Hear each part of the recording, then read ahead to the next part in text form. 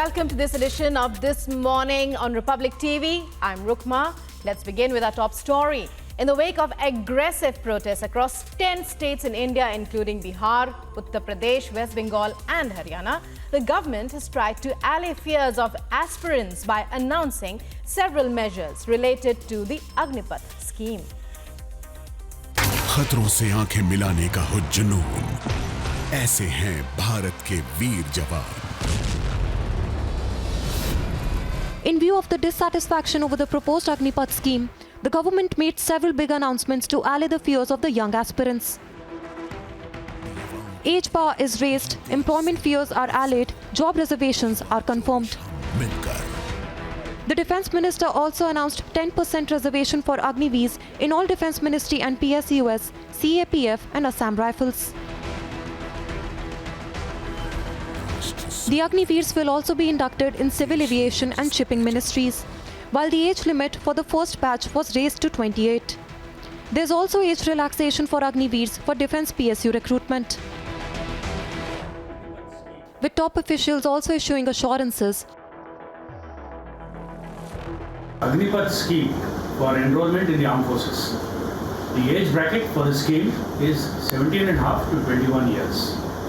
I am pleased to announce that the upper age limit for the first induction has been increased to 23 years of age. This change would permit a larger section of the youth to enroll as Agniveers. And the Union Minister appealing to remain calm.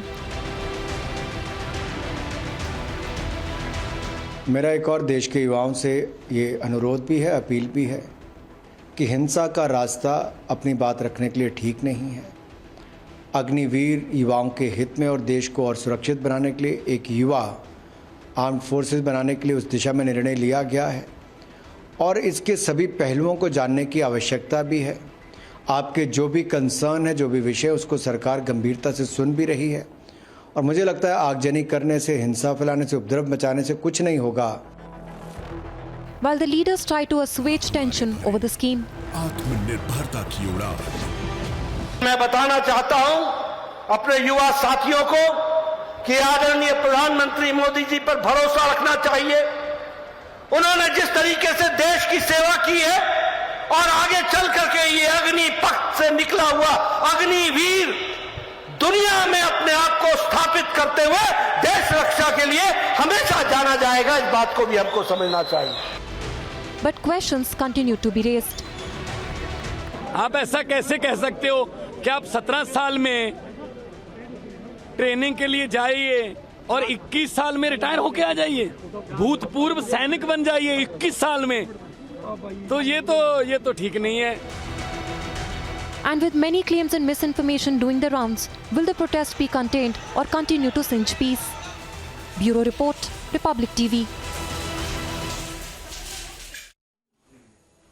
And in other news, again regarding the violent and misinformed protests, they continue in Bihar against the Agnipath scheme. Bihar police have said that the investigations are underway and confirmed that a number of arrests have been made in the case.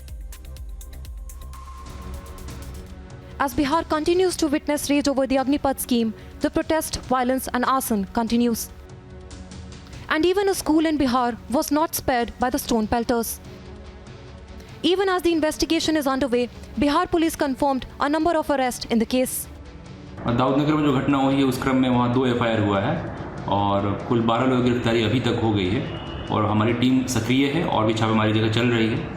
उनका सत्यापन हुआ है video footage के through और वहाँ तकनीकी अनुसंधान के थ्रू कुछ पता चला था. कुछ लोग वहाँ सोशल मीडिया पे या अन्य माध्यम से उनके बारे में पता चला है, तो उन पर लगातार निगरानी रखी जा रही है और जो भी दोषी इसमें संलिप्त हैं पब्लिक प्रॉपर्टी को डिस्ट्रॉय करने में, उनकी पहचान की जाएगी और सभी को गिरफ्तार कर जेल भेजा जाएगा. Meanwhile, BJP State President Sanjay Jaiswal blames the state government on his statement that the government officials and police are a mute spectator to the protest in Bihar. 3 दिन से जो प्रशासन की भी भूमिका रही है वो अभी बिल्कुल अच्छी नहीं रही है. प्रशासन का काम होता है कहीं पे भी, एक कल तक हम लोगों ने गलती से भी नहीं सुना कि कहीं पे किसी को लाठीचार्ज किया गया हो, किसी को टीयर गैस हो गया हो. अगर मेरे मधेपुरा कार्यालय की बात करें तो 300 पुलिस कर्मियों के रहते उस कार्यालय को जलाया गया. हमारा नवादा कार्यालय को भी जब तोड़ा गया तो वहाँ पुलिसकर्मी थे। तो कहीं ना कहीं प्रशासन की भी स्थिति बहुत ही दयनीय कल तक रही है। JDU President Rajiv Ranjan Singh hit back on the BJP state president on his statement. Bharatiya Janata party को एड्रेस करना चाहिए, उनकी मन की जो आशंका है उसको दूर करना चाहिए। उसके बजाय वो प्रशासन पर आरोप लगा रहे हैं। अरे प्रशासन क्या करेगा? प्रशासन को कहां से क्या मतलब है भारतीय जनता पार्टी से और जनता दल यू से? लेकिन आपके जो आक्रोश से, जो छात्रों नौजवानों के आक्रोश के कारण जो आपका संतुलन, थोड़ा अपने को संतुलित करिए। जो संतुलन बिगड़ा है उस संतुलन का प्रभाव है कि आप अनर्गल आरोप प्रशासन पर लगा रहे हैं। While it has also come to light that children were paid to agitate on streets against the scheme with which they have no relation at all. मैं यहाँ डगबंगला चौराहे पे मौजूद हूँ और पप्पू यादव की टीम आ रही है। देखिए ये बच्चे भी हैं यहाँ पर पप्पू यादव का फोटो लिए हुए। बाबू तुम लोग कहाँ आए हो? आए पप्पू यादव जिताने के लिए। हाँ तो वोटर बहुत अच्छे अंकल। हाँ हम सबको खाना देते हैं, कभी भूखे नहीं रहने देते। कितना पैसा दिए हैं?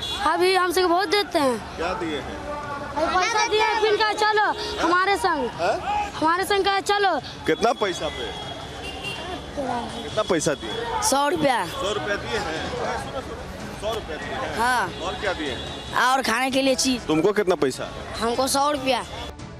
When confronted by Republic, Jan Adhikar Party chief Pappu Yadav reiterated his displeasure with a scheme calling for a statewide बंद। इतने दिन जो सैनिक थे, क्या वो अग्निवीर नहीं थे? उन्होंने भारत को नहीं बचाया, उन्होंने सुरक्षा नहीं की थी, उसको आप गाली दे रहे हो उसको। और जब आप वन पेंशन, क्या निविदा और संविदा जब पूरे भारत में बंद हो रहा है तो संविदा पर बहाली क्यों? मैं आपसे पूछ रहा हूँ, तो संविदा बंद करो। Despite several proof of protest and violence being pre-planned, would now the state governments act against the perpetrators? Bureau Report, Republic TV.